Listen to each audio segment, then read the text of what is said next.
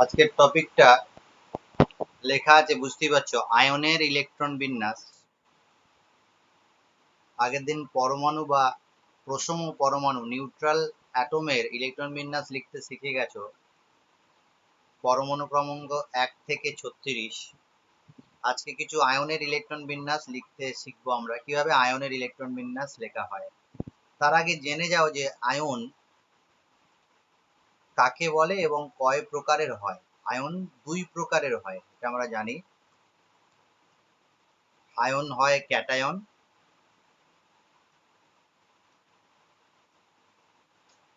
আর একটা হয় anion.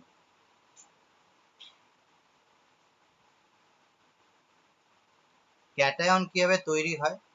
Cation তৈরি হয় কোনো গ্যাসীয় পরমাণু সর্ববহিঃস্থ কক্ষ থেকে এক বা একাধিক ইলেকট্রন যদি নির্গত হয়ে যায় বা এক বা একাধিক ইলেকট্রন যদি সে বর্জন করে। একটা গ্যাসীয় পরমাণু, ধরো এম, একটা গ্যাসীয় পরমাণু, তার শেষ কক্ষ থেকে একটা ইলেকট্রন বেরিয়ে গেছে সাপোজ, তাহলে কি হয়ে যাবে? সেটা এম প্লাস ক্যাটায়নে পরিণত হয়ে যাবে, গ্যাসীয় এম প্লাস ক্যাটায়নে। যদি দুটো ইলেকট্রন বেরিয়ে যেত তাহলে কি হতো? দুটো ইলেকট্রন বেরোলে হতো এম মাথায় 2+ হয়ে যেত। এভাবে যদি এন সংখ্যক বেরিয়ে যায় তাহলে মাথায় n+ হয়ে যাবে। এইভাবে কোনো ক্যাটায়ন তৈরি হয় গ্যাসীয় পরমাণু থেকে। আর অ্যানায়ন কিভাবে তৈরি হয়? অ্যানায়ন তৈরি হয় এক বা একাধিক সে যদি ইলেকট্রন গ্রহণ করে। না, একটা গ্যাসীয় পরমাণু আছে এক্স, সেই গ্যাসীয় পরমাণু এক্স এর সর্ববহিঃস্থ কক্ষে একটি ইলেকট্রন যোগ হয়েছে, তাহলে সেটা কি হয়ে যাবে? একক ঋণাত্মক আধান যুক্ত অ্যানায়নে পরিণত হয়ে যাবে এক্স মাইনাস। গ্যাসীয় অবস্থায় ঘটনাটা ঘটে বলে ব্র্যাকেটে গ্যাস লিখছে। যদি দুটো ইলেকট্রন যোগ হতো তাহলে কি হতো? এক্স এর মাথায় 2- হতো। এভাবে যদি এন সংখ্যক গ্যাসীয় এক্স পরমাণু সর্ববহিঃস্থ কক্ষে যদি এন সংখ্যক ইলেকট্রন যোগ হয় তাহলে সেটা হয়ে যাবে x⁻n-। এইভাবে কোনো গ্যাসীয় ক্যাটায়ন বা গ্যাসীয় অ্যানায়ন তৈরি হয়। তাহলে আয়নের ইলেকট্রন বিন্যাস লেখার পদ্ধতিটা কি? সাপোজ আমি প্রথমে বলছি ক্যাটায়নের ইলেকট্রন বিন্যাস, ই বিন্যাস লেখার পদ্ধতি। এখন যেভাবে শেখাচ্ছি সেইভাবেই করো, ধীরে ধীরে এক্সপার্ট যখন হয়ে যাবে তখন এই পদ্ধতি না মেনেও তুমি করতে পারবে, সরাসরি করতে পারবে। প্রথম নিয়ম হচ্ছে যে প্রথমে নিস্তড়িত পরমাণুর ই বিন্যাস লিখবো। নিজে যেহেতু নিজে করবে তাই লিখবো, লিখছি কথাটা, বা লেখা হয় লিখতে পারো। প্রথমে নিস্তড়িত পরমাণুর ইলেকট্রন বিন্যাস লিখে নেব, তারপর ওই নিস্তড়িত পরমাণু থেকে যে কটি ইলেকট্রন বেরোতে হয় বা যে কটি ইলেকট্রন বর্জন করে ক্যাটায়নে পরিবর্তন হয় বা পরিণত হয়, সে কটি ইলেকট্রন সর্ববহিঃস্থ কক্ষ তথা সবচেয়ে বেশি শক্তি সম্পন্ন কক্ষ থেকে অপসারিত করে দেবো। এই ভাষাটা আমি লিখলাম না, এটা বুঝিয়ে বলছি। সাপোজ তোমাকে দিয়েছে পরীক্ষায় কোশ্চেন, এই 2 নম্বর যেটা বলতে চাইছে, পরীক্ষায় দিয়েছে যে সোডিয়াম প্লাসের ইলেকট্রন বিন্যাস লেখো, সোডিয়াম ক্যাটায়ন। তাহলে প্রথম নিয়মটা কি? প্রথম নিয়মটা হচ্ছে সোডিয়ামের ইলেকট্রন বিন্যাস আগে লিখে দেবে। সোডিয়াম ইলেকট্রন বিন্যাস কি?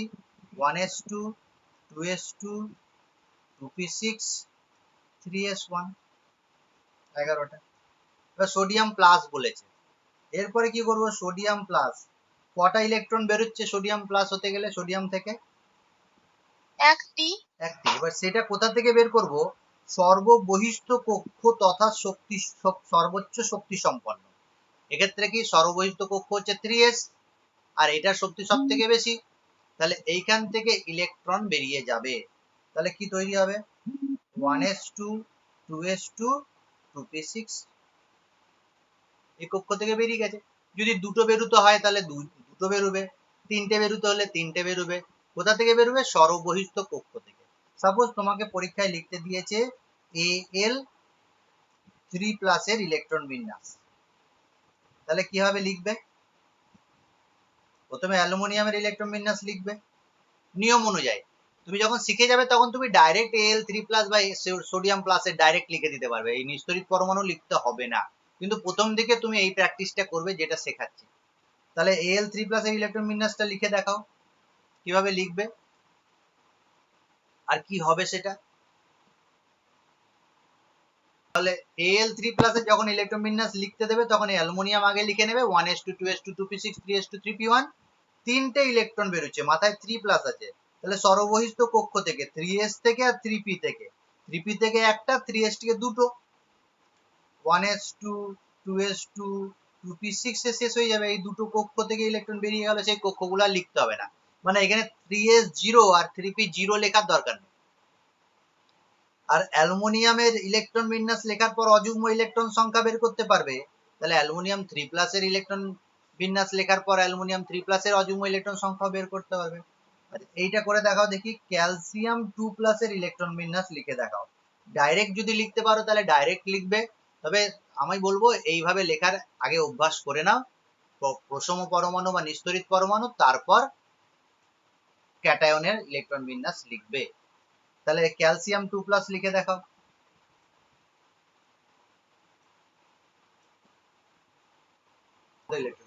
তাহলে ক্যালসিয়ামে তুমি আগে ক্যালসিয়ামটা লিখে নেবে, সেটা কি হবে? 1s2 2s2 2p6 3s2 3p6।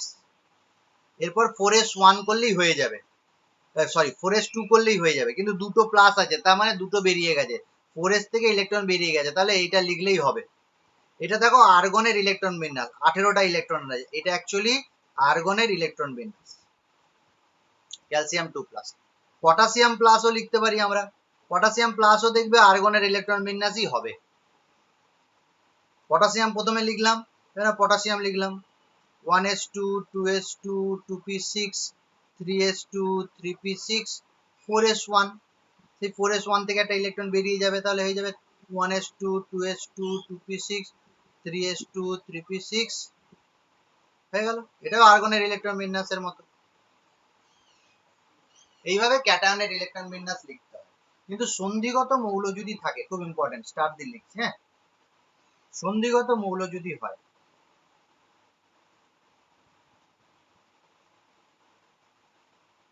তাদের যদি আয়ন হয়, সন্ধিগত মৌলের আয়ন, মৌলের ক্যাটায়ন, তাহলে একটু ব্যতিক্রম নিয়মটা আছে। সেই ব্যতিক্রমটা বলবো, একটা এক্সাম্পল দিয়ে শেখাই। তোমাকে পরীক্ষায় দিয়েছে Fe2+ এর ইলেকট্রন বিন্যাস লিখতে বলেছে পরীক্ষায়, লেখো দেখি, দুজনেই লেখো, মন দিয়ে শোনো। শবনম যে ভুলটা করেছো, প্রথমে আয়রনের ইলেকট্রন বিন্যাস লিখতে হবে, আর আয়রনের ইলেকট্রন বিন্যাস আয়রন 26টা। তাহলে এই ক্ষেত্রে তোমার খুব কাজে লাগবে এই নিয়মটা, যে প্রথমে নিস্তড়িত পরমাণুর ইলেকট্রন বিন্যাস লিখবো, তারপর ক্যাটায়নের লিখবো, যটা ইলেকট্রন সেটা সর্ববহিস্থ কক্ষ থেকে বের করব। তাহলে আয়রন যখন লিখবো 1s2 2s2 2p6 3s2 3p6, এবার কি লিখতে বলেছিলাম বলো? এরপরে কি কক্ষ লিখতে বলেছিলাম? 3d লিখবো, কিন্তু ইলেকট্রন ফিল আপ করবো না। তারপরে 4s লিখবো, 4s এ ইলেকট্রন ফিল আপ করবো, 4s2। এবার দেখো 26টা করতে গেলে এখানে 6টা লাগবে।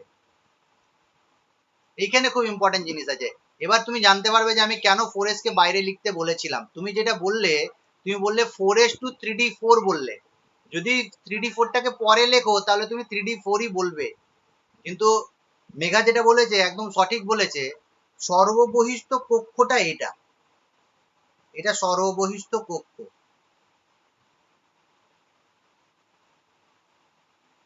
সন্ধিগত মৌলের ক্ষেত্রে একটু নিয়মটা ব্যতিক্রম আছে, যেমন এদের ক্ষেত্রে নিয়মটা ব্যতিক্রম নেই, এদের সর্ববহিস্থ কক্ষ আর সর্বশক্তি সম্পন্ন কক্ষ একই।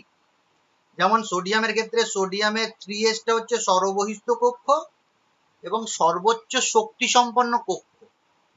এখানে সর্ববহিস্থ কক্ষকে 4s2, কিন্তু সর্বশক্তি সম্পন্ন কক্ষকে 3d। 4s এর থেকে 3d বেশি, কিন্তু এখানে নিয়মটা কি হবে, ব্যতিক্রম নিয়ম হচ্ছে সন্ধিগত মৌলের ক্ষেত্রে প্রথমে সর্ববহিস্থ কক্ষ থেকে ইলেকট্রন বেরোবে, তারপর ভেতরে কক্ষ থেকে বেরোবে। মেগা যেটা করলো কি বললো, 1s2 2s2 2p6 3s2 3p6 আর 3d6, 4s থেকে দুটো বের করে দিল।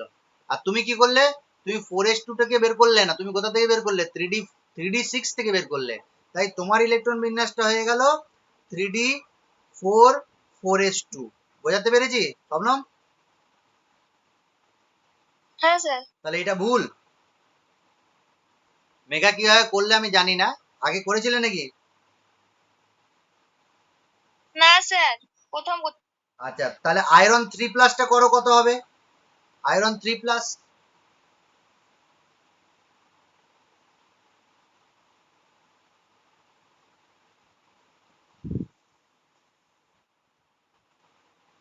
তাহলে আয়রনের 3+ এর ইলেকট্রন বিন্যাস হয়ে গেল 1s2 2s2 2p6 3s2 3p6 3d5।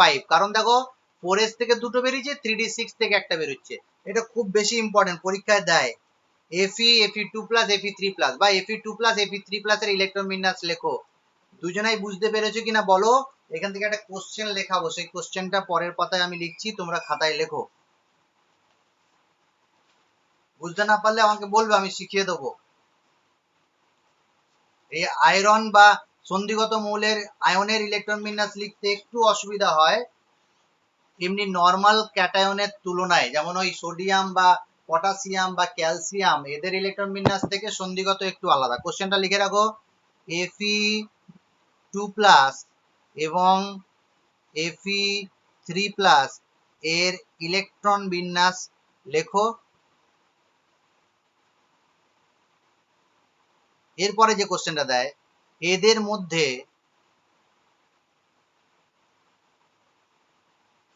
কোনটি বেশি সুস্থায়ী এবং কেন? খুব ইম্পর্টেন্ট কোশ্চেন, প্রায় দেয়। তাহলে আয়রনের ইলেকট্রন বিন্যাস তুমি প্রথমে লিখে নেবে, তাহলে ভুল হওয়ার চান্স কম হবে।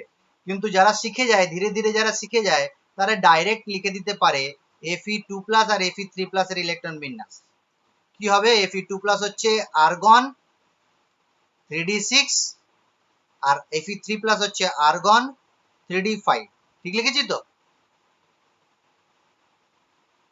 হ্যাঁ স্যার। তাহলে দ্বিতীয় অ্যান্সারটা কি হবে, এদের মধ্যে কোন আয়নটি বেশি সুস্থায়ী এবং কেন? আগে কে বেশি সুস্থায়ী বলো দেখি। Fe2+ বেশি সুস্থায়ী না Fe3+ বেশি সুস্থায়ী? আগের দিনের পড়া থেকে হবে। Fe3+ সব Fe3+। কে বলছো? দুজনেই বলছো তাই তো? হ্যাঁ স্যার। শবনম কি বলছো? স্যার আমি বলছি Fe3+। আর আর মেগা? স্যার Fe3+ লাগছে। কেন? স্যার Fe3+ তার কারণ হচ্ছে ওটা হাফ ফিল। ভেরি গুড, এটা অর্ধপূর্ণ, হাফ ফিল্ড। আগের দিনই বলেছি, হাফ ফিল্ড বা অর্ধপূর্ণ যদি কক্ষক থাকে, উপকক্ষক থাকে, তাহলে সেটা কি হয়, বেশি স্টেবল হয়, বেশি স্টেবল, মোর স্টেবল।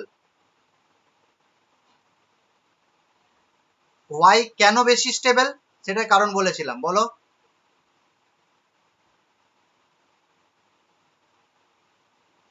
দুটো কারণ বলেছিলাম, বই পড়েছি, বই না পড়লে বলতে হবে না। একটা বলেছিলাম সিমেট্রিক্যাল ডিস্ট্রিবিউশন বা সিমেট্রিক্যাল অ্যারেঞ্জমেন্ট, আচ্ছা এটা এক্সচেঞ্জ। আর বিনিময় এনার্জি, এক্সচেঞ্জ এনার্জি।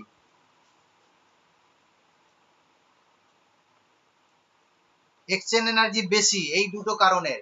আচ্ছা এটা কিভাবে লিখবে বলি, এই কোশ্চেনের অ্যান্সারে লিখবে ইলেকট্রন বিন্যাস লিখে দিলে তুমি বলবে Fe3+ বেশি সুস্থায়ী। কেন বেশি সুস্থায়ী? কারণ এটা অর্ধপূর্ণ, এটা অবশ্যই লিখতে হবে যে Fe3+ হচ্ছে অর্ধপূর্ণ কক্ষক 3d5, ডিতে 10টা ইলেকট্রন থাকে, 5টা ইলেকট্রন আছে অর্ধপূর্ণ কক্ষক। আমরা জানি অর্ধপূর্ণ ইলেকট্রন বিন্যাস, অর্ধপূর্ণ উপকক্ষের ইলেকট্রন বিন্যাস বেশি সুস্থায়ী হয় কার তুলনায়? আংশিক পূর্ণ উপকক্ষের তুলনায়। এটা প্রথম। এবার তুমি ব্র্যাকেটের মধ্যে লিখতে পারো যে অর্ধপূর্ণ বেশি সুস্থায়ী হয়, ব্র্যাকেটে লিখে দিলে যেহেতু এদের সুসামঞ্জস্য বিন্যাস হয় এবং এদের বিনিময় শক্তি বেশি হয়। এই দুটো জিনিস কথাটা লিখলেই হবে যে এদের বিনিময় শক্তি বেশি হয় এবং এদের সুসামঞ্জস্য বিন্যাস হয়। এই দুটো কথা লিখলেই কিন্তু ফুল মার্কস পাওয়া যাবে। এরকম ভেবে না, একটা কোশ্চেন আমি তোমাকে একটু অনার্স লেভেলের একটা কোশ্চেন বলি বা একটু নিট লেভেলের কোশ্চেন। সাপোজ তোমার কাছে একটা লবণ আছে, সেই লবণটা হচ্ছে FeSO4। এটার নাম জানা আছে? FeSO4 এর নাম FeSO4 ফেরিক ফেরিক সালফেট। না, এর নাম হচ্ছে ferrous sulphate. Ferrous sulphate. Ferrous বলছি কেন? কারণ এর মাথায় 2+ আছে চার্জ, Fe2+, SO4 2-। এই ফেরাস সালফেট লবণের কালারটা জানো কি? এটা গ্রিন কালার, সবুজ বর্ণ, হালকা সবুজ বর্ণ। তাহলে একটা তুমি ভেবে নাও FeSO4 এর একটা দ্রবণ নিয়েছো যেটা বর্ণ কি? হালকা সবুজ। সেই বর্ণটাকে মানে সেই লবণটাকে, লবণের দ্রবণটাকে যদি তুমি খোলা অবস্থায় রেখে দাও, মুক্ত অবস্থায় রেখে দাও, সেই বর্ণটা পরিবর্তন হয়ে যায়। কি বর্ণ পরিবর্তন হয়ে যায়? হলুদ রঙের হয়ে যায়। হলুদ বর্ণে পরিবর্তিত হয়ে যায় অক্সিজেনের বা মুক্ত বায়ুতে রাখলে। মুক্ত বায়ুতে রাখলে বা অক্সিজেনের উপস্থিতিতে হলুদ বর্ণ হয়ে যায়। কেন হলুদ বর্ণ হয়ে যায়? এরকম কোশ্চেন অনার্স লেভেলে বা নিট লেভেলে দেয়। হলুদ বর্ণের যে লবণটা হয়, এটা লবণটা চেঞ্জ হয়ে যায়। সেই হলুদ বর্ণের বর্ণটা কি? ফেরিক সালফেটের বর্ণ হচ্ছে হলুদ, সংকেত হচ্ছে Fe2SO4 এইখানে আয়রন যেটা থাকে তার প্লাস থাকে, আধান থাকে +3। তাহলে Fe2+ এর একটা দ্রবণ, সেই Fe2+ এর দ্রবণটা সবুজ বর্ণের, একে খোলা অবস্থায় বা মুক্ত অবস্থায় রেখে দিলে কি হয়ে যায়? Fe3+ এ পরিণত হয়ে যায়। এই কোশ্চেনটার অ্যাকচুয়াল যে কোশ্চেন সেটা হচ্ছে Fe2+ টা কিসে পরিণত হয়ে যায়? Fe3+। জলীয় দ্রবণে অ্যাকোয়াস মিডিয়ামে Fe3+ এর দিকে চলে যায়। কেন চলে যায় এই কোশ্চেনটা বলো দেখি, ঘুরিয়ে ফিরিয়ে কি বলতে চাইছে? স্যার একটি ইলেকট্রন বর্জন করেছে। হ্যাঁ, কেন বর্জন করতে সে চাইবে? কারণ এইটা বেশি স্টেবল। দেখো এটা বেশি সুস্থায়ী। Fe2+ বেশি সুস্থায়ী না Fe3+ বেশি সুস্থায়ী? Fe3+। সেই জন্য সে Fe2+ থেকে Fe3+ এর দিকে যেতে চাইবে। আমরা যেদিকে সুস্থিতি পাই বা স্টেবিলিটি পাই সেই দিকেই তো যাব বা সেই দিকে তো যেতে চাইবো। সেই জন্য Fe2+ এর লবণগুলো Fe3+ এ পরিণত হয়ে যায়। যেমন FeCl2 লবণটা FeCl3 এর দিকে যাবে। অ্যাকচুয়ালি কি Fe2+ টা Fe3+ এর দিকে যেতে চাইছে। কেন? কারণ এটা 3d6 ইলেকট্রন বিন্যাস, এটা 3d5, এটা হাফ ফিল। ঘুরিয়ে ফিরিয়ে কোশ্চেন দিতে পারে। বুঝতে পারছি ব্যাপারটা?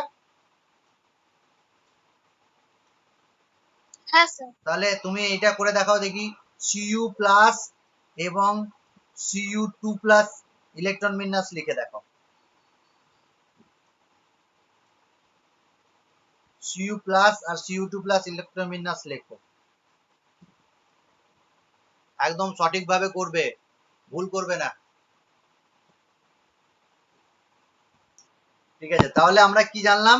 Cu2 প্লাস আর Cu প্লাস এর ইলেকট্রন বিন্যাস, প্রথমে Cu লিখে দিলাম, সাপোজ আমি শর্টকাটে একটু করে দিচ্ছি। Argon argon 3d4s 4s1 3d10, এটা একটু ব্যতিক্রম ইলেকট্রন বিন্যাস, হাফ ফিল্ড ফুল ফিল্ড। তাহলে Cu প্লাস যখন করব তখন কোথা থেকে ইলেকট্রনটা বেরোবে? 4s থেকে বেরোবে। তাহলে 3d10 4s থেকে বেরিয়ে চলে গেছে।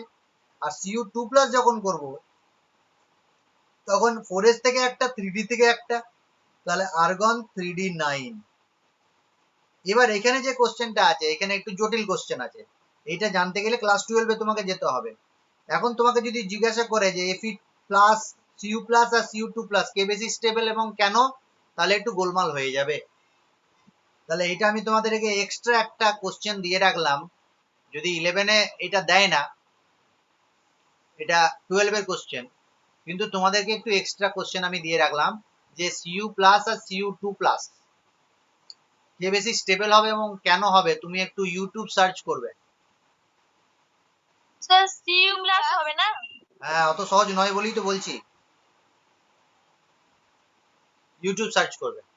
এখানে একটা শর্ত আছে, শর্তটা হচ্ছে যে গ্যাসীয় মাধ্যম আর জলীয় মাধ্যম বা গ্যাসিয়াস ফেজ আর অ্যাকুয়াস ফেজে, এই ফেজে তোমাকে বলতে হবে।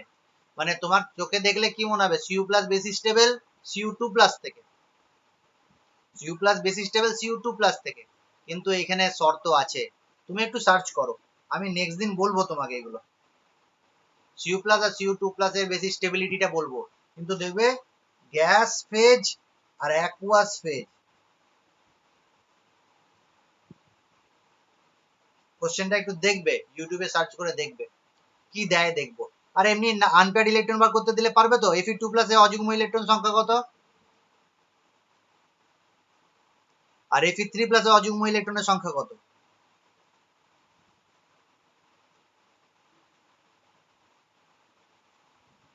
বলো।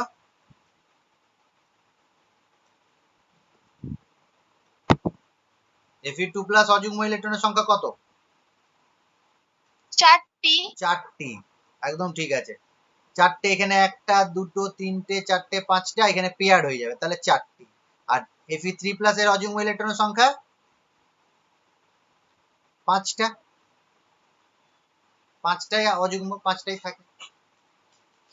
এবার অ্যানায়নের ইলেকট্রন বিন্যাস লিখতে দিয়েছে ফেনো পরীক্ষায়, তোমাকে পরীক্ষা দিয়েছে O মাইনাস এবং O2 মাইনাস ইলেকট্রন বিন্যাস লেখো।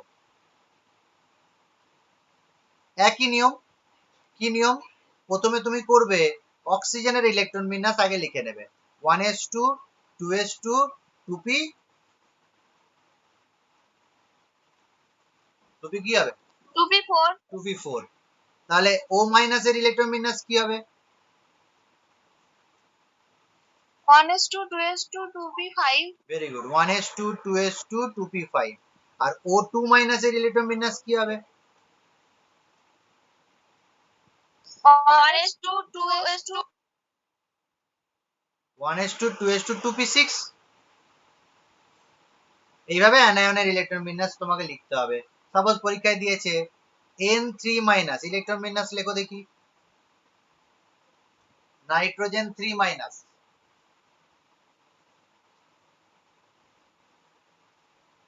1s2 2s2 2p6। ঠিক আছে, 1s2 2s2 2p6। আগে নাইট্রোজেনের সাপোজ তুমি লিখে নিয়েছো 1s2 2s2 2p3 ছিল, তাহলে 3টে ইলেকট্রন যোগ হবে। আর আমরা জানি p তে 6টা ইলেকট্রন থাকে, তার মানে আরো 3টে যোগ হতে পারে, 1s2 2s2 2p6 ইলেকট্রন বিন্যাস হয়ে যাবে অযুগ্ম ইলেকট্রনের সংখ্যা। Cl মাইনাসটা করো।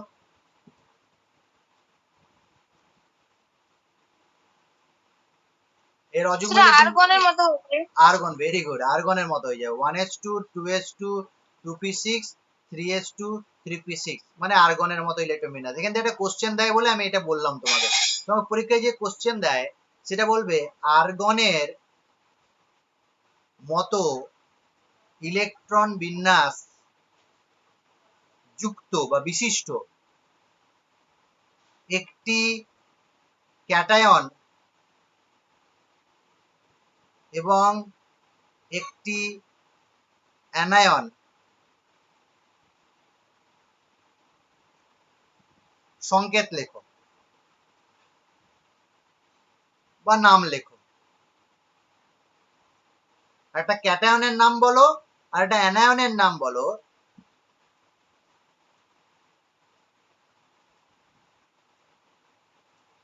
অ্যানায়নের নাম বলো যার ইলেকট্রন বিন্যাস আর্গনের মতো। একটা অ্যানায়ন তো তুমি চোখের সামনে দেখতেই পাচ্ছ, Cl মাইনাস। আর একটা ক্যাটায়নের নাম বলো দেখি। পটাশিয়াম। পটাশিয়াম বললে হবে? P plus. পটাশিয়াম প্লাস, হ্যাঁ পটাশিয়াম প্লাস আর Cl মাইনাস। আর আছে নাকি? আর বলতে পারবে?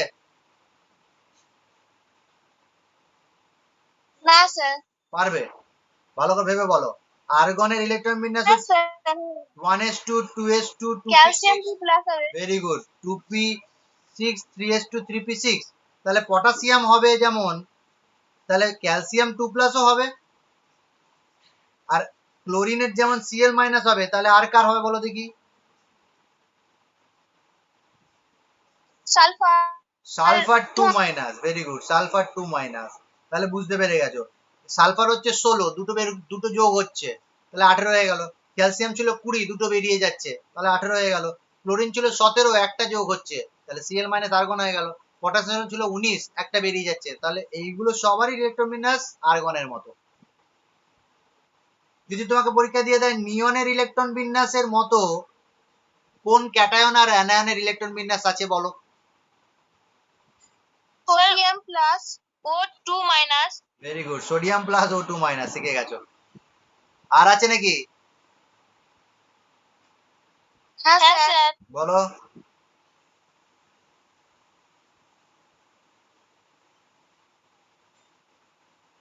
F minus.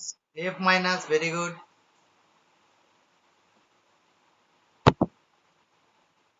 আর ক্যাটায়ন বলো দেখি আরেকটা। Magnesium 2 plus. বাস, আর বলতে হবে না, ম্যাগনেসিয়াম 2 প্লাস। ঠিক আছে, আরো অনেক হবে, এগুলো স্টেবল, সব স্টেবল। কেন এরা F মাইনাস হলো, কেন 2 মাইনাস হলো, অ্যাকচুয়ালি কারণ কি জানো? এই নিয়নের মতো ইলেকট্রন বিন্যাস পাওয়ার জন্যই হয়েছে। আর এই যে কেন পটাশিয়াম প্লাস হলো, কোনোদিনই তুমি পটাশিয়াম 2 প্লাস পাবে না, পাবে কি? না স্যার। কোনোদিনই তুমি পটাশিয়াম 2 প্লাস পাবে না। দুটো ইলেকট্রন বের করতেই তুমি পারবে না। যখনই পটাশিয়াম একটা ইলেকট্রন বের করে দেবে, আর্গনের মতো ইলেকট্রন বিন্যাস হয়ে যাবে, সে আর ইলেকট্রন ছাড়তে চাইবে না। এইসব নিয়ে আলোচনা করব নেক্সট চ্যাপ্টারে, পিরিয়ডিক টেবিলে চ্যাপ্টারে আমি আলোচনা করব। নেক্সট ক্লাসে আমরা পিরিয়ডিক টেবিল চ্যাপ্টারে চলে যাব। তাহলে এইখানে হয়ে গেল আয়নের ইলেকট্রন বিন্যাস লেখার পদ্ধতি বা নিয়ম। আমি অনেকগুলো হোমওয়ার্ক দেবো আজকে, সেই সমস্ত হোমওয়ার্ক করে আমাকে দেখাবে। আমি অনেকগুলো হোমওয়ার্ক দেবো, সব ক্যাটায়ন অ্যানায়নের ইলেকট্রন বিন্যাস লিখতে শেখাবো। তার আগে আরেকটা লাস্ট টপিক আছে, এই টপিকটা বলে দিই আজকে। সেটা হচ্ছে ম্যাগনেটিক প্রপার্টি, চৌম্বক ধর্ম। এই চৌম্বক ধর্ম নিয়ে একটু বলবো। ম্যাগনেটিক প্রপার্টি,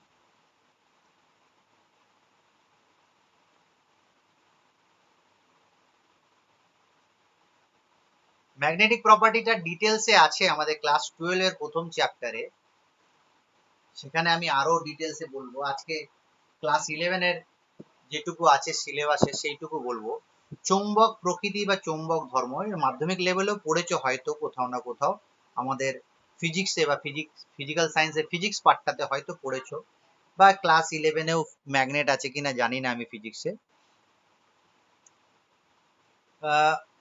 ম্যাগনেটিক প্রপার্টি বা চৌম্বক ধর্ম আছে। কিছু কিছু পদার্থ আছে যারা চুম্বক পদার্থ দ্বারা আকৃষ্ট হয় বা বিকর্ষিত হয়। কিছু পদার্থ আছে আকৃষ্ট হয়, কিছু পদার্থ আছে বিকর্ষিত হয়। প্রথম যে প্রপার্টিটা বা প্রথম যে পদার্থটা, যে পদার্থটা চুম্বক দ্বারা আকৃষ্ট হয়, ঠিক আছে, চুম্বক দ্বারা আকৃষ্ট হয়, তাকে বলা হয় পরাচুম্বকীয় পদার্থ। আমি ডেফিনেশনটা বলছি শোনো। দুটো আমাদের সিলেবাসে যে দুটো প্রপার্টি আছে, সেই দুটো প্রপার্টি নিয়ে আগে বলি, ক্লাস 12 গিয়ে আরো জানবো আমরা। দুটো প্রপার্টি আছে, একটা হচ্ছে এক ধরনের চৌম্বক পদার্থ বা চৌম্বক ধর্ম হচ্ছে প্যারাম্যাগনেটিজম। প্যারাম্যাগনেটিজম একে বলা হয় প্যারাম্যাগনেটিক প্রপার্টি, বা বাংলায় বলা হয় পরাচুম্বকত্ব,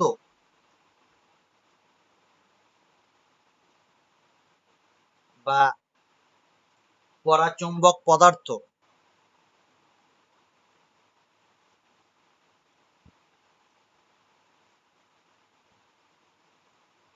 পদার্থ একটাকে বলা হয়, আর একটাকে বলা হয় ডায়াম্যাগনেটিজম বা ডায়াম্যাগনেটিক প্রপার্টি।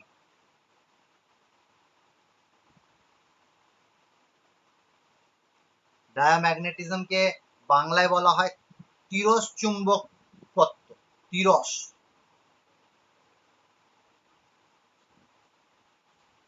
চুম্বকত্ব বা তিরস চুম্বক পদার্থ।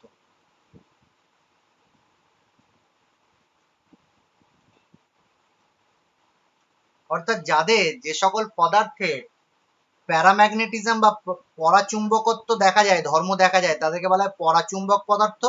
আর যে সকল পদার্থের ডায়াম্যাগনেটিজম বা তিরস চুম্বকত্ব প্রপার্টি দেখা যায় তাদের বলা হয় তিরস চুম্বক পদার্থ। এবার ডেফিনেশন বলছি আমি, যে পরাচুম্বক পদার্থ বা প্যারাম্যাগনেটিজম কাকে বলে? যেসব পরমাণুর বা আয়নের ইলেকট্রন বিন্যাসে কোনো কক্ষকে কমপক্ষে একটি বিজোড় ইলেকট্রন থাকে, সেই সমস্ত এক বা একাধিক অযুগ্ম ইলেকট্রন সংখ্যার অযুগ্ম ইলেকট্রন সমন্বয় অণু, পরমাণু বা আয়নগুলিকে, অর্থাৎ পদার্থগুলিকে দেখা যায় চৌম্বক দ্বারা আকৃষ্ট হচ্ছে। কি বললাম? যে সকল পদার্থে, একদম সহজভাবে যদি বলি, পদার্থ বা অণু, পরমাণু বা আয়ন, অণু, পরমাণু বা আয়ন এক বা একাধিক অযুগ্ম ইলেকট্রন আছে, আর কি, এবং চুম্বক দ্বারা আকৃষ্ট হয়। ঠিক আছে? পরমাণু, অণু বা পদার্থ যাদের কি আছে, এক বা একাধিক অযুগ্ম ইলেকট্রন আছে, আনপেয়ার্ড ইলেকট্রন আছে, এবং চুম্বক দ্বারা আকৃষ্ট হয়, তাদেরকে বলা হয় পরাচুম্বকীয় পদার্থ। আর ডায়াম্যাগনেটিক প্রপার্টি বা ডায়াম্যাগনেটিজম বা ডায়াম্যাগনেটিক পদার্থ কাদের বলে? যাদের কোনো অযুগ্ম ইলেকট্রন নেই,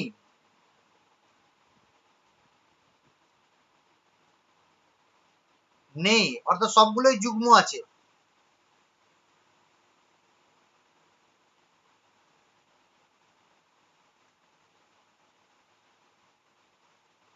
এবং চুম্বক দ্বারা বিকর্ষিত হয়।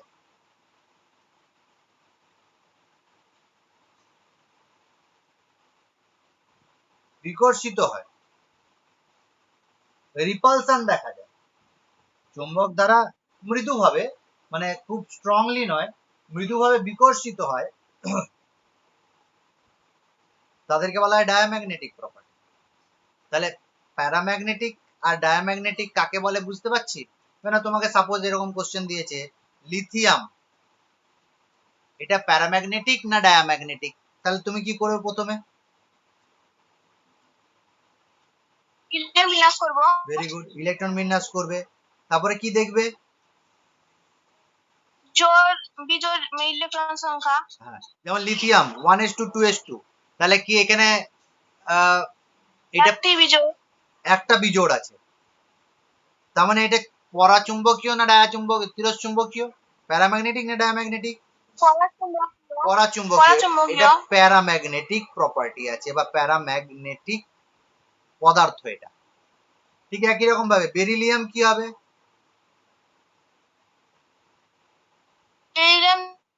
ডায়াম্যাগনেটিক হবে। ডায়াম্যাগনেটিক 1s2 2s2, কোনো অযুগ্ম ইলেকট্রন নেই, সবগুলো যুগ্ম আছে, এটা diamagnetic.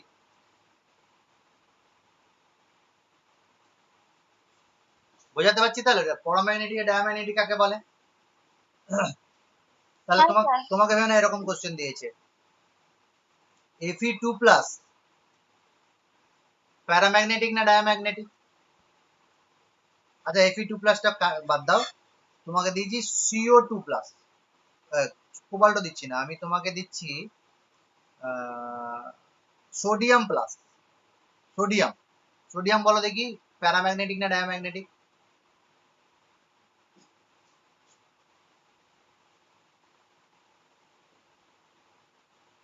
Sodium. Sir dia. Dia, sodium বলো দেখি, ইলেকট্রন বিন্যাস বলো সোডিয়াম।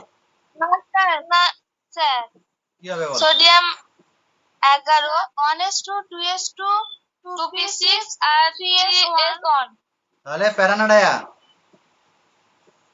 স্যার এটা প্যারা। আমি ভাবলাম যে প্যারাম্যাগনেটিক। আপনি Na প্লাস বলেছেন। প্যারা না না, সোডিয়াম প্লাস নয়, সোডিয়াম, সোডিয়াম প্লাসটা ডায়া। আচ্ছা, সোডিয়াম হচ্ছে প্যারাম্যাগনেটিক, আর তোমাকে না এটা দিয়েছে অক্সিজেন, তাহলে অক্সিজেন কি হবে?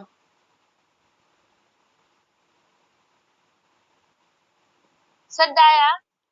ইলেকট্রন বিন্যাস লিখেছো?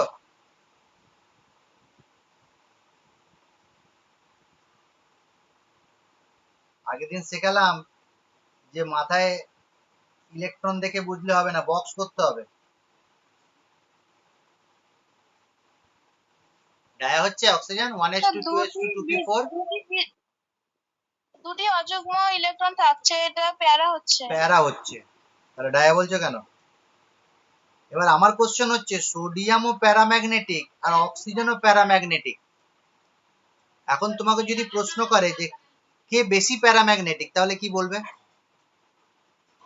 অক্সিজেন। কেন?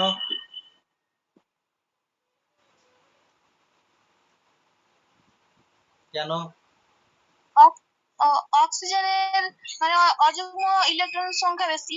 বেশি, ভেরি গুড। তাহলে দেখো, সোডিয়াম বা অক্সিজেন বা এরকম যতগুলো পরমাণু আছে, আমি বলেছি এক বা একাধিক অযুগ্ম ইলেকট্রন থাকলে সে প্যারাম্যাগনেটিক প্রপার্টি দেখায়, কিন্তু কারো একটা ইলেকট্রন আছে, কারো দুটো অযুগ্ম আছে, কারো আবার তিনটে আছে। যেমন আয়রন যদি বলি তাহলে আয়রনের 4টে আছে, আর আয়রন 3+ যদি বলি তাহলে আয়রন 3+এ 5টা আছে। তাহলে এদের প্যারাম্যাগনেটিক আলাদা আলাদা হয়। যেমন সোডিয়ামকে বলা হয় 1 ইলেকট্রন প্যারাম্যাগনেটিক, কি বলা হয়? 1 ইলেকট্রন প্যারাম্যাগনেটিক। আর অক্সিজেনকে বলা হয় 2 ইলেকট্রন প্যারাম্যাগনেটিক। তাহলে আয়রন 3+ কে কি বলবো আমরা? 3d5। 5 electron paramagnetic. Very good, 5 electron paramagnetic. এইভাবে যে প্যারাম্যাগনেটিক প্রপার্টি গুলো ভ্যারি করে, এদের এই যে প্যারাম্যাগনেটিক প্রপার্টির মাপার জন্য আর একটা প্যারামিটার ব্যবহার করা হয় বা একটা পরিমাপক ব্যবহার করা হয়, তাকে বলা হয় ম্যাগনেটিক মোমেন্ট। কি বলা হয়? Magnetic moment. বাংলায় বলা হয় চৌম্বক ভ্রামক। চৌম্বক ভ্রামকটা কি? কোনো প্যারাম্যাগনেটিক যে পদার্থগুলো আছে, সেই প্যারাম্যাগনেটিক কার ম্যাগনেটিক প্রপার্টি বেশি, তাকে বলা হয় ম্যাগনেটিক মোমেন্ট বা চৌম্বক ভ্রামক দ্বারা আমি পরিমাপ করি। সেটাকে লেখা হয় এরকম ভাবে মিউ। এটার নাম কি বললাম? মিউ। মিউ। বিড়ালের মতো ডাকছো যে, মিউ। হ্যাঁ, বিড়ালের ডাক। এইভাবে মানে ইউটাকে টেনে দেবে, তাহলে মিউ হয়ে যাবে। মিউ সমান root x into x plus 2, সব রুটের মধ্যে এক্স ইন্টু এক্স প্লাস 2, আর এর এককটা হচ্ছে B dot M. B dot M এর ফুল ফর্ম হচ্ছে বোর ম্যাগনেটন। কি বললাম? Bohr magneton. BOHR, Bohr magneton. এটা এটা হচ্ছে এককটার নাম। এখন তোমার এই যে ফর্মুলায় এক্স আছে, সেই এক্সটা হচ্ছে অযুগ্ম ইলেকট্রনের সংখ্যা। এখন সোডিয়ামের ক্ষেত্রে যদি আমি মিউ ভ্যালু বার করতে চাই তাহলে কি হবে, আর অক্সিজেনের ক্ষেত্রে যদি মিউ ভ্যালু বার করতে চাই তাহলে কি হবে, করে দেখাও দেখি। সোডিয়ামের ক্ষেত্রে মিউ সমান কত, আর অক্সিজেনের ক্ষেত্রে মিউ সমান কত?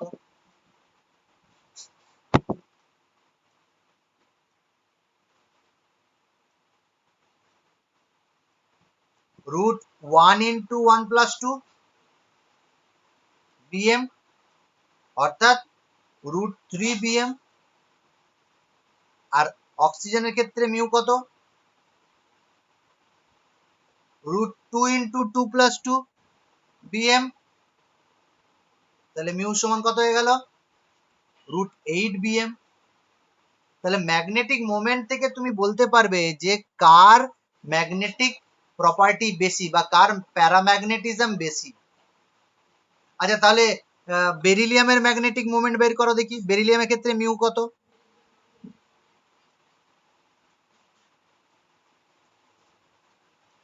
স্যার 0।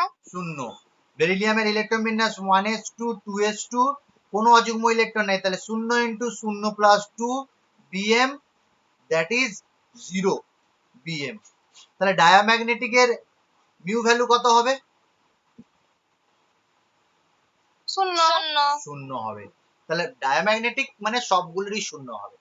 তাহলে প্যারাম্যাগনেটিক পদার্থ আর ডায়াম্যাগনেটিক পদার্থ কাকে বলে, আর ম্যাগনেটিক মোমেন্ট কি, ম্যাগনেটিক মোমেন্টের সাহায্যে আমরা কি জানতে পারি, সেগুলো বুঝতে পারছি তো? তোমাকে ভেবে নাও এরকম পরীক্ষা দিয়েছে ক্রোমিয়াম, ক্রোমিয়াম 2+, ক্রোমিয়াম 3+, তিনটে দিয়েছে। ক্রোমিয়াম, ক্রোমিয়াম 2+, ক্রোমিয়াম 3+, এদের ম্যাগনেটিক প্রপার্টি বা চৌম্বক ধর্ম কিরূপ, মানে এটা প্যারাম্যাগনেটিক না ডায়াম্যাগনেটিক, এটা প্যারাম্যাগনেটিক না ডায়াম্যাগনেটিক, এটা প্যারাম্যাগনেটিক না ডায়াম্যাগনেটিক, এবং সবারই মিউ ভ্যালু নির্ণয় করো। পারবো তো? হ্যাঁ স্যার। তাহলে ক্রোমিয়ামের ইলেকট্রন বিন্যাস বলো দেখি শবনম। ক্রোমিয়াম পরমাণু ক্রমাঙ্ক কত? 24। Very good, 24। ইলেকট্রন বিন্যাস বলো, ভুল বলবে না, একদম সঠিক বলবে। স্টার দিয়েছিলাম মনে আছে তো ক্রোমিয়াম? হ্যাঁ আর্গন স্যার। দিয়ে বলো, আর্গন দিয়ে বলো, আর্গন। 18 হয়ে গেছে।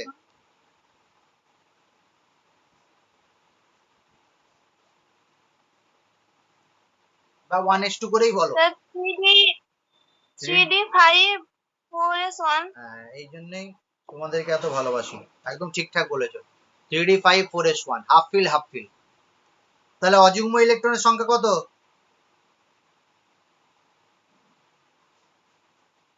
স্যার 6টি। তাহলে 6টি যদি হয়, ফর্মুলা 6 ইন্টু 6 প্লাস 2 বিএম। এটা প্যারা না ডায়া? স্যার এটা প্যারা। কত ইলেকট্রন প্যারা? 6। 6 ইলেকট্রন প্যারাম্যাগনেটিক। তাহলে ক্রোমিয়াম 2+ কি হবে?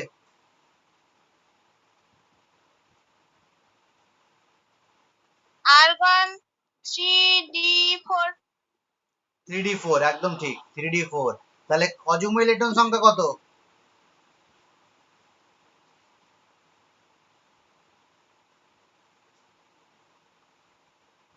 চার।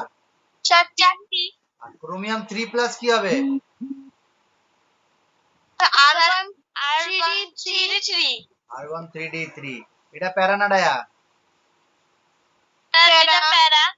আর মিউ ভ্যালু?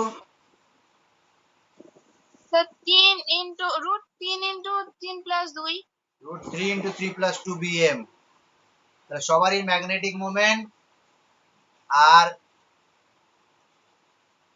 চৌম্বক ধর্ম বা চৌম্বক প্রকৃতি সমস্ত কিছু নির্ণয় করতে তোমরা শিখে গেছো। এবার হোমওয়ার্ক দেব, বাড়িতে করবে, একটা ছক তৈরি করবে। সেই ছকটা আমি দেখিয়ে দিচ্ছি তোমাকে, এটা কিন্তু বাড়িতে করবে, আমি সব কাজ দিয়ে দেবো, এরকম ভাবে ছকটা করবে। প্রথমে কি করবে, পরমাণু বা আয়নের ইলেকট্রন বিন্যাস একটা ঘর করবে, পরমাণু বা আয়নের ইলেকট্রন বিন্যাস, এই ঘরটা করে দিলে, যেমন এখানে সোডিয়াম দিয়েছে, সোডিয়ামের ইলেকট্রন বিন্যাস লিখবে। দ্বিতীয় ঘরে লিখবে অযুগ্ম ইলেকট্রন সংখ্যা, 1 2 না 0 না কি লিখবে। এবার লিখবে চৌম্বক ভ্রামক মিউ সমান কত বের করবে, আর লাস্টে লিখবে চৌম্বক ধর্ম প্যারাম্যাগনেটিক না ডায়াম্যাগনেটিক, শুধু এইটুকু বলবে।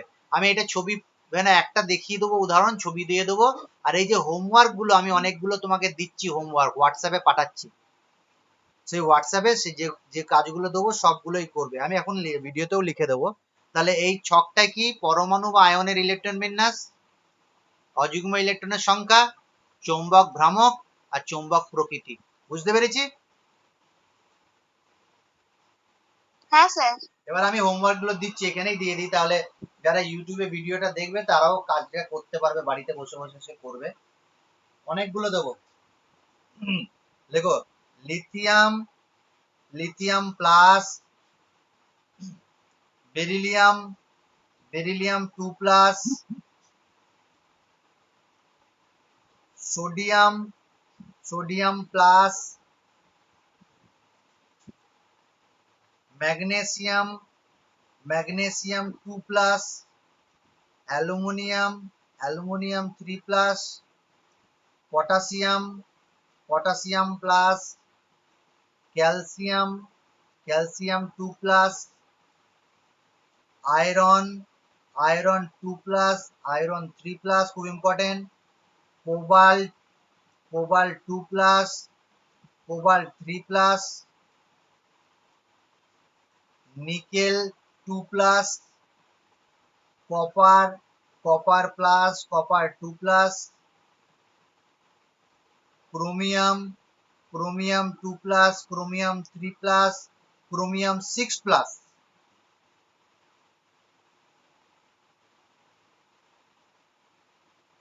Oxygen, oxygen minus, oxygen 2 minus, sulphur, sulphur 2 minus, chlorine, chlorine minus, nitrogen 3 minus, fluorine minus, নিয়ন,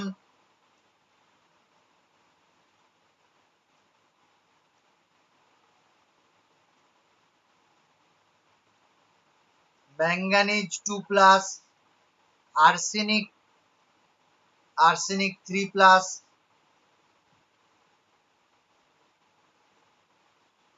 এই কটা করলেই হবে, অনেকগুলো হয়ে গেছে। এগুলো বেশি বেশি দিচ্ছি যাতে তোমাদের বেশি প্র্যাকটিস হয়ে যায়, আর জায়গা নেই, নাহলে আরো দিতাম। এগুলো সব করবে, ঠিক আছে? হ্যাঁ স্যার। এখান পর্যন্ত থাকবে আজকে, কোনো কোশ্চেন থাকলে আমাকে করো।